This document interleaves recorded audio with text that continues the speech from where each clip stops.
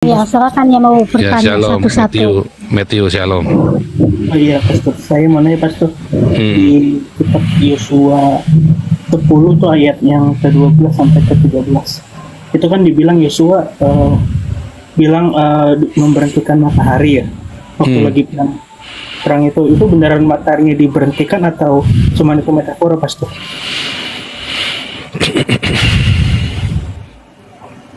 Saya nggak tahu. Tetapi beberapa ahli berkata bahwa memang pernah ada jeda waktu, ya. Jadi ada jeda waktu. Saya kan nggak tahu, saya bukan astronom, saya tidak tahu cara menghitungnya. Dan apakah tulisan itu nyata apa enggak, atau hanya cuman buat hoax, saya nggak ngerti. Tetapi kalau kita pikir secara logisnya nih. Ya, mengapa waktu itu matahari berhentilah di atas Ayalon ya, bulan berhentilah di atas Gibeon, matahari berhenti di Gibeon, bulan berhentilah di atas Ayalon, gitu kan? Lalu bisa nggak kalau seakan-akan berhenti? Bisa. Ya, artinya peperangan itu yang begitu lama, ya kelihatannya lama, tapi nggak taunya sebenarnya cuma sama seperti waktu berjalan lamban, seperti gitu ya. Kayak nggak berhenti kan, ngalamin begitu. Kita semua pernah mengalami begitu ya, mengalami seperti itu. Tapi bisa nggak kalau itu benar berhenti? Ya menurut saya bisa. Contohnya. Nah, kalau yang pertama tadi itu contohnya adalah hipnotis itu ya, hipnotis massal itu ya. Anda ingat nggak hipnotis massalnya si David Copperfield itu, yang bisa menghilangkan patung Liberty itu? Saya kurang tahu. Siapa itu David Copperfield? Siapa yang namanya? Siapa itu ya yang bisa menghilangkan patung Liberty? Nah, itu kan patung Liberty tetap ada sampai sekarang. Itu kan hipnotis, ya, public hipnotik ya kan. Nah, bisa seperti itu tadi yang pertama tadi ya, penjelasan yang pertama. Tapi kalau benar-benar berhenti secara astronomi, ya mungkin bisa saja. Semua di dunia ini suka ada yang aneh-aneh kok, anomali. Kayak air ya kan, air itu kan kalau dididihkan 4 derajat dia volumenya langsung turun. Teori kan gini, kalau suhu makin panas volumenya makin membesar, tetapi air begitu di suhu tertentu 4 derajat dia turun, volumenya malah turun. Lalu dia setelah di 5-6 dia naik, volumenya naik lagi pelan-pelan, namanya anomali. Jadi bisa nggak terjadi ini sebenarnya seperti benar-benar terjadi rotasi bumi itu berhenti? Bisa distract ya, atau mengalami pelambatan ya, bukan berhenti tapi pelambatan ya, bisa. Saya percaya bisa terjadi itu ya, Matthew ya. Itu dua hal, saya jawabnya dua hal itu. Oke, Pastor. Soalnya kan nggak ada yang bisa membuktikan kan, kita balik ke sana kan, kita nggak tahu. Ya, seperti misalnya Musa membelah laut itu. Apa itu Musa membelah laut itu apa? Itu tsunami kan? Zaman sekarang kita tahu itu tsunami. Benar nggak? Iya sih, iya. Bagaimana Musa bisa membelah? Apakah itu mujizat? Kalau saya mau menjelaskan, penjelasan saya begini. Bayangin, itu Musa 40 tahun di tepi laut itu loh, tiap hari loh. Musa itu kan kerjanya angon dombanya Yitro di tanah Midian, di tepi laut itu. Dia kapan 40 tahun tuh dia melihat gejala-gejala alam, kapan itu surut yang paling surut. Nilala itu benar-benar lagi surut, kena angin besar, kering kan? Bisa nggak seperti itu? Bisa, ya kan? Mana di padang gurun itu apa? Mana di padang gurun? Bisa nggak mushroom? Tahu mushroom ya? Bisa, ya kan? Mushroom itu loh, jamur yang kecil, mushroom itu bisa memenuhi seluruh padang. Itu hanya terjadi di sana. Begitu kan bilang, begitu mereka masuk ke Yeriko nggak ada loh, mana itu nggak ada lagi loh. Artinya hanya di padang gurun. Mungkin sampai hari ini masih ada, kita nggak ngerti loh. Mungkin sampai hari ini masih ada mana di padang gurun itu tiap hari. Ya itulah mushroom, ya kan? Yang buat ngasih makan seluruh Israel. Bisa, tapi itu kan ininya saya, rekonstruksinya saya. Kalau kita mau melogikan Alkitab itu kan, ya, itu Matthew. Jadi sangat Gimana? Berarti kita tuh bisa kita logiskan kan ya? Ya menurut saya, kan menurut orang lain beda lagi. Itu kan menurut perspektifnya saya.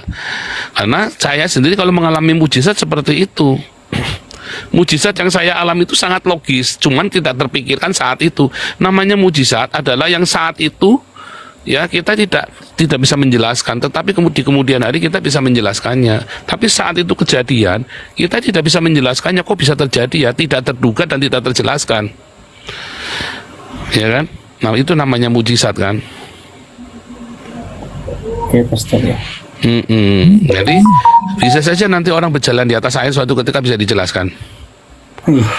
Ya kan, air jadi anggur. Sekarang saya nggak bisa menjelaskan, tapi kalau Anda cerita tentang mana di padang gurun, tiang awan, tiang api, laut terbelah, menurut saya itu yang terjadi. Ya, gitu ya. Iya, oke Pastor. Thank you Pastor.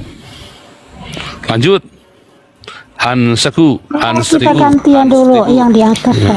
Hanseku. Pak Pendeta, salam.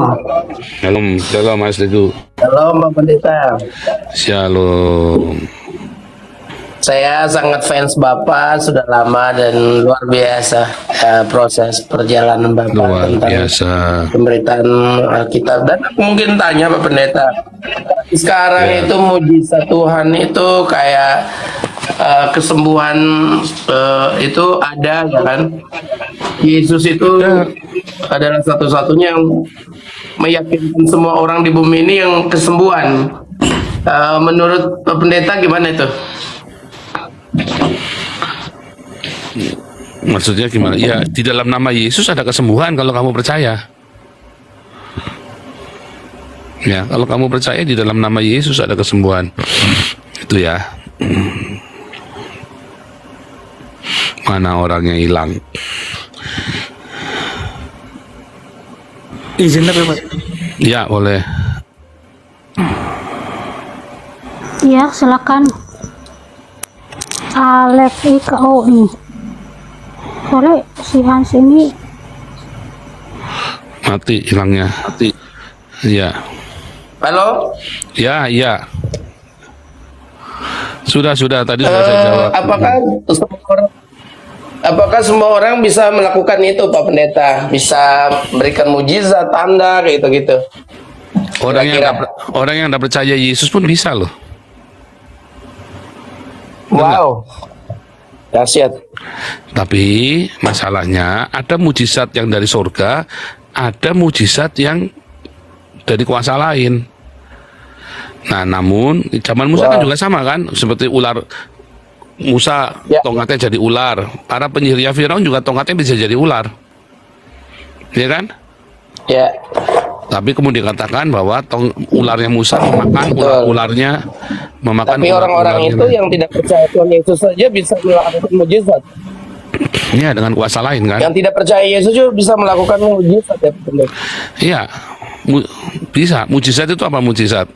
Mujizat adalah sesuatu yang tidak bisa dijelaskan di saat itu, ya kan? Oh ya. Misalnya nih, ya tadi saya bilang, kenapa sih David Copperfield bisa menghilangkan Liberty itu? Ternyata kan ada hipnotis kan? Gitu loh. Nah, masalahnya kuasa nama Yesus yang lebih berkuasa dari apapun juga. Contohnya nih, berapa banyak orang nyantet saya, tapi kenapa nggak ada yang mempan? Bahkan saya sudah nantang loh, dukun mana yang paling sakti dunia ini santetlah saya. Balik pasti. Sudah saya tantang.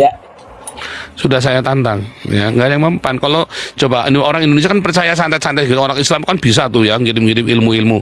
Nyatanya saya sampai hari ini masih sehat walafiat, nah, ya kan, nggak ada yang mempan gitu, ya kan. Nah, artinya kuasa Yesus dalam saya, bahkan sampai ada orang kita yang saya baptis itu ya.